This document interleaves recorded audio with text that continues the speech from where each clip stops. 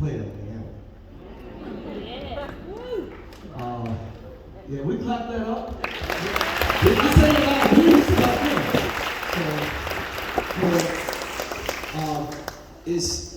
But sometimes when you have interference and disturbance, you get distracted. And you never make it to the finish line. And with that good fight, you run your race, right?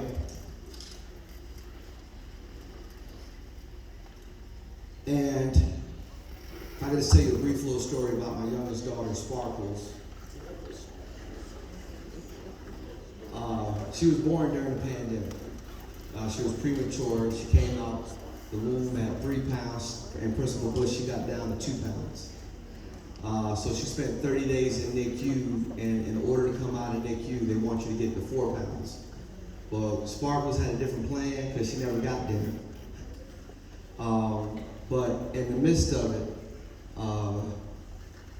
she was given a feeding tube because she came so early that my wife wasn't able to produce milk. So she was given a feeding tube to be able to get the nutrients that she needed. And the nurses and doctors knew she was right-handed because they put the feeding tube through her nose. Anybody going into the medical field? Anybody going to the medical field? What you want to be? A traveling nurse? All right. We need them skills in Duval. What do you want to be? OBGYN? We need those skills in Duval. I saw a hand over there. What are you going to be? Pediatrics?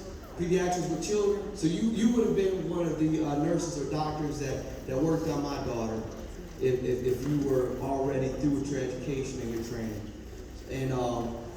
And she was born at what we call Shands, which is UF Health. And I didn't know that it's the #1 NICU in this city.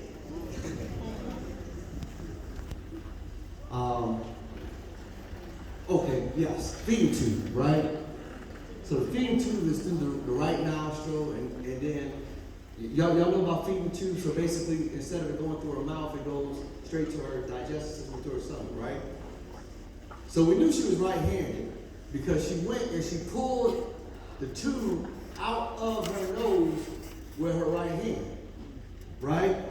So the next day we come in, they got the feeding tube taped to her left nostril, right? And she pulled the feeding tube out of her left nostril with her left hand. And I was the proudest father in the world. Somebody say why? Because I knew I had a fighter. I knew I had a child that said, listen, she's like James Brown. I don't want nobody to give me nothing. Just open up the door and I'll get it myself.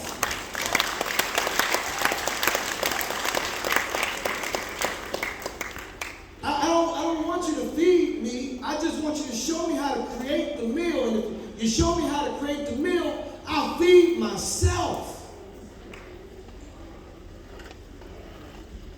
When I look at our city, there's a lot of great things that are happening.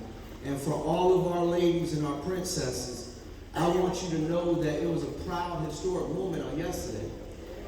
Because over 100,000 citizens voted to put the first female mayor in the largest city in America.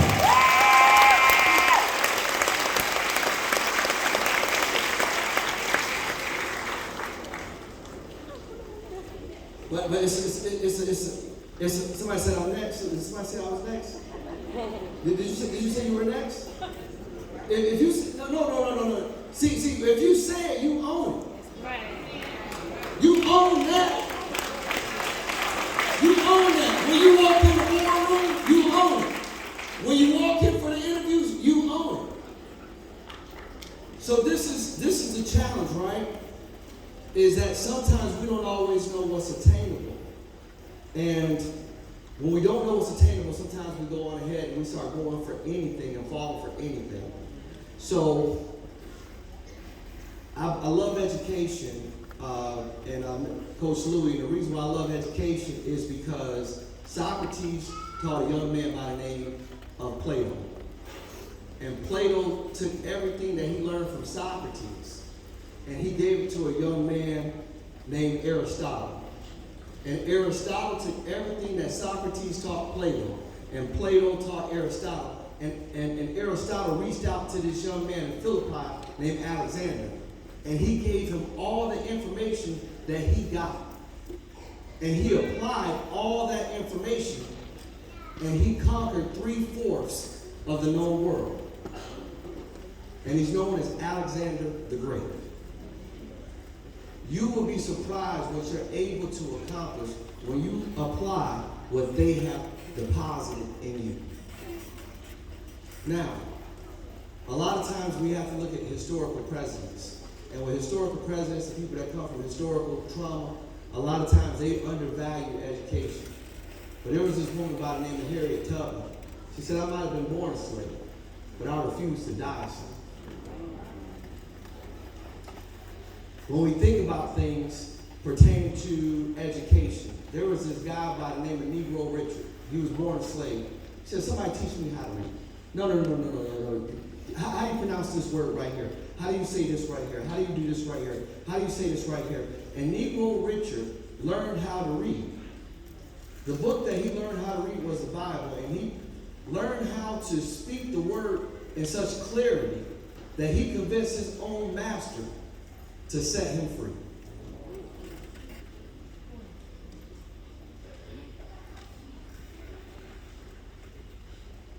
There's a saying in the Declaration of Independence, we hold these truths to be self-evident, that all men are created equal, that they are endowed by their Creator with certain unalienable rights, that among these are life, liberty, and the pursuit of happiness. But there's a constant push in order to fulfill dreams. But when you know who you are and you know where you come from, it gives you strength to stand up. It gives you shoulders to stand up. And it gives you inspiration to keep fighting. In the words of President John F. Kennedy, he says, my fellow Americans, ask not what your country can do for you. Ask what you can do for your country. For those of you that are thinking about going to the military, for those of you that are thinking about going into engineering and automation and the jobs of the future, you have to stay the course. But you can't stay the course if you don't have an identity. This is one of my favorite children's books. Anybody ever heard of The Mixed Up Chameleon? All right. I love this book. And for those of you that don't know, The Mixed Up Chameleon one day went to the zoo and he decided, you know what, I want to be like the flamingo. So he started adding some wings. Then he said, I want to be like the elephant. Then he added a trunk. Then he said, I want to be like the bear, and added some claws. And by the time he got through going through that zoo experience, and he tried everything on, he said, I just want to be myself. And that's why I keep using these words of affirmation about you being brilliant, you being bright, you being beautiful. Because we want to make sure that you don't lose your image, your self-image, and at the same time you don't lose your sense of determination. 3 things I want to share with you, and I'll get out your way. As a fighter, and I teach martial arts to youth from various backgrounds. Number 1, strategy beats speed. Can y'all say that? Strategy beats speed. Number 2, tactic beats talent. Tactic beats talent. Number 3, precision beats power. Precision beats power.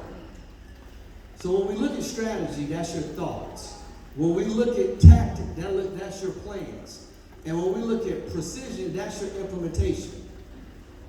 Basically, when it comes to moving on to the next phase, you gotta have a strategy or some type of thought process, meaning that you gotta be able to stay on track.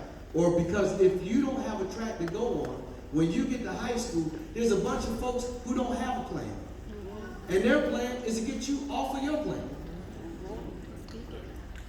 In my dissertation, we did a deep dive into why youth get caught up in destructive behaviors pertaining to crime, pertaining to substance abuse, pertaining to teenage pregnancy. And after all the deep dives, we found out the reason why they went to destructive behaviors is because they wanted to feel like they belonged. They wanted to feel like they were accepted and that they were acknowledged. Are y'all picking up what I'm putting down? Amen. Because right now, a lot of our young people, their endorphins, their pleasure sensors, they have been hijacked. They've been hijacked by beatbox. They've been hijacked by who I smoke. They've been hijacked by who wants to smoke with me.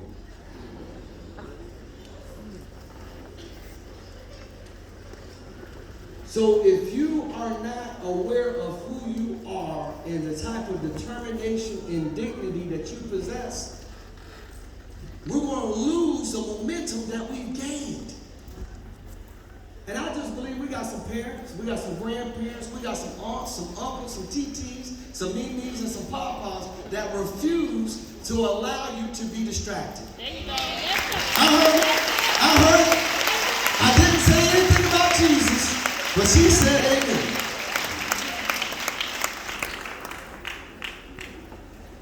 We're counting on you. We're counting on you. Then as we move on to tactics, when we look at tactics, those are your plans or your blueprint. Talent may give you an initial advantage, but it's not enough to sustain success. You need to be willing to put in the hard work, develop tactical approaches that utilizes strengths and minimizes weaknesses. Meaning, you got to know more about yourself than other people know about you. The insurance company figured out a long time ago, for young ladies, your insurance is cheaper at 21. And for young men, your insurance is cheaper at 25. And what they discovered is that your prefrontal cortex is not fully developed until typically you're 25 years of age.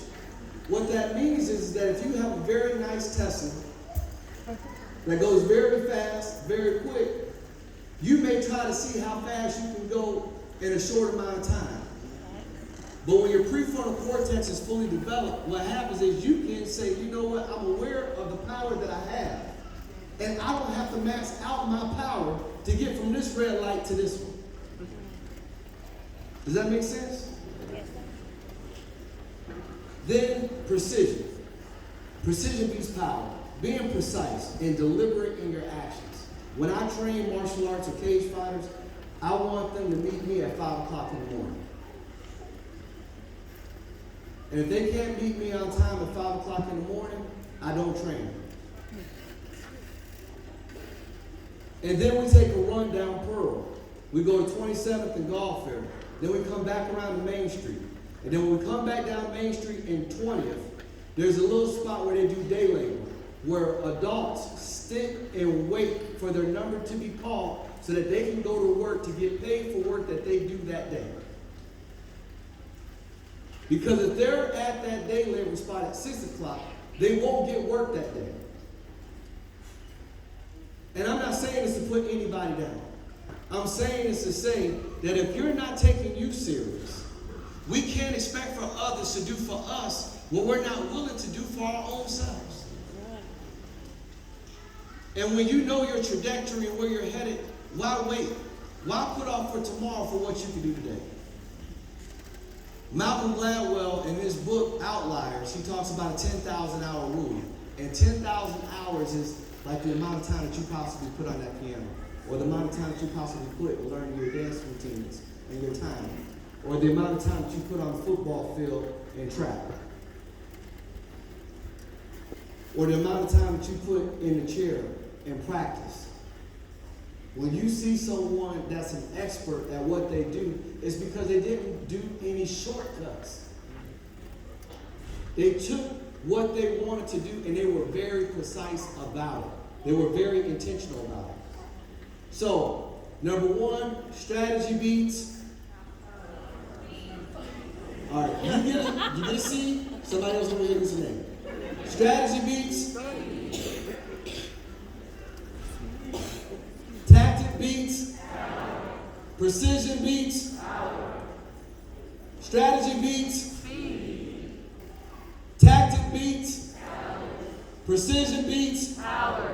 Because there's some people that may get to where you're going before you get there, but that don't mean that you give up because somebody else got there before you got there. But because the thing is that even though you didn't finish with them, it doesn't mean that you don't finish strong. You stay in your race. Tactic beats talent. Muhammad Ali knew good and well he couldn't outpunch George Foreman. So all he did was lean with it and rock with it and lean with it and rock with it.